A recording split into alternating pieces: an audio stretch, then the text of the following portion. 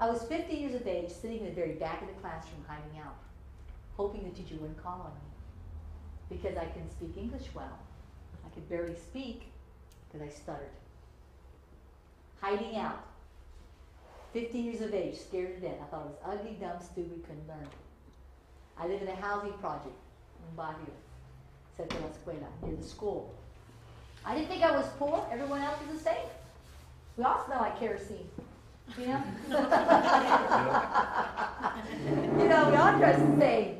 I can imagine, I look back now, and I see the teachers, what they thought of us. Those kids aren't going anywhere. Those kids could end up in jail.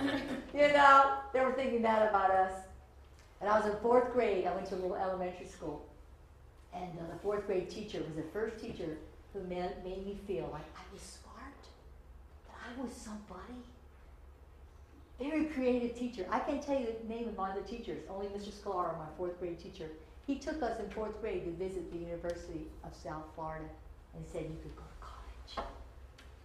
4th graders. Why are those kids going on a field trip? You should be in school learning to read and write. You're wasting your time. I remember those big tall buildings. I remember seeing that dorm room. I remember seeing those classrooms. And him telling us, you could go to college. You could be a teacher, doctor, anything you want to be. 4th grade. Hiding out from the teacher, hoping she doesn't call on me. Because when you stutter or don't speak well, what do other students and your friends and family do to you? They laugh. They make fun of you. And the more they laugh, the harder it is to talk. If you ever stuttered and could have a speech problem, it's like it doesn't come out. It's like, and then you get frustrated, all your tongue twists up, and I would get a 0 before I get in front of the class. No way I was going to get in front of the class and give an oral report or even answer a question, so I was always hiding out. If I could only be invisible! I can't take this. I live in a barrio, and you live in a barrio, and you have to survive. What do you learn to do? To fight. You beat them up before they beat you up.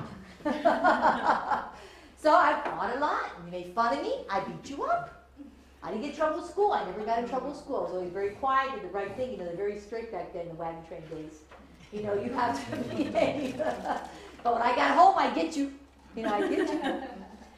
So don't mess with me. And, you know, I grew up fighting, trying to defend myself, feeling very insecure with no self-confidence whatsoever, and struggling in school. I tried to study, but my mother couldn't help me. She couldn't speak English. My family's from the Dominican Republic, and my grandparents are from Italy and Spain.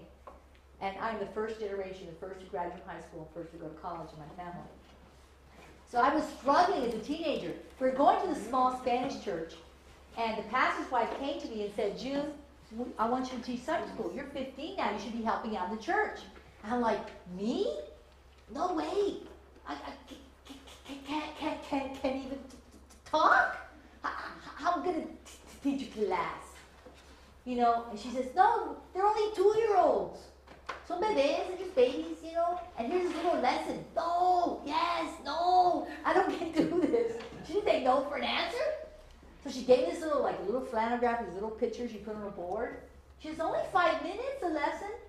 5 minutes. I can't talk for 5 minutes. No way. My stomach hurt. I was getting sick already. I mean, all I thought about was that story all week. Saturday night, I was going to call her and tell her, I'm sick. I can't go. I don't want to do this. I took a risk. In life, you will find you aren't going anywhere if you don't take risks. It's scary. It's hard. For kids to launch out, to do some things, to be the first, it's muy difícil. It's very, very hard. You have to understand that. It's not just you gave them information, they didn't want it. To move a class is very difficult. To make decisions is very difficult. So I showed up that Sunday morning, scared to death. My stomach, I was dying. I mean, my stomach hurt. I walk into class, I saw these little kids that were jumping around. I was like, woo! You know? I think the lesson lasted about 30 seconds to a minute. I just went through it. I was so scared, stuttering, something awful. But they didn't laugh. They could hardly talk themselves, you know. This was fun, you know. I could do this, you know. And then we had sing time, and we had coloring, and, you know, all the things to do with children and playtime. I didn't handle this. But my life began to change. I began to get involved in their lives and the lives of the families. There were some great needs. Some very great needs in those children's lives, in the lives of the families. Pastor's wife came to me again and said, Julie, you're almost 16. I said, yeah, you're keeping track of my age. You know. She said, remember the summer camp we went to? Yeah, we had so much fun last summer. How would you like to go for the whole summer? What do I have to do? Be like an assistant counselor, junior counselor? Me? With teenagers? No way. I can handle 2-year-olds, but not big kids. You know, junior age and older. Don't laugh at me. I can talk. I wanted to go to camp. You want to be a lifeguard, remember at the lake? You're 16, you can take the life course they're going to give you, the life-saving course. You can be a lifeguard at the lake, and the swimming, the water skiing, the sports, and you get away for a whole summer. I took another risk. You know, life is about taking risks. Even as adults, taking chances. It's hard. We've always done it this way. Don't ruffle feathers. Don't rock the boat. You think when I started this, everyone liked it? At the school? You know what happens? I went to the camp. Awesome. I stuttered. They laughed. I didn't beat them up, though. Ooh, you know. I began meeting young girls who had great problems and needs and came to me for help and counsel. Of course, I gave you a little training course, and they helped you, you know, how you talk to students about situations. The hardest one for me was this young girl, and her brother had just been killed in Vietnam. Every night she cried for her brother. What can I say to her? How can I console her? My life changed that summer when I truly began to invest my life in the life of other young people. Like that summer, I made a decision. I was 16 years of age, that I would dedicate my life to serve young people.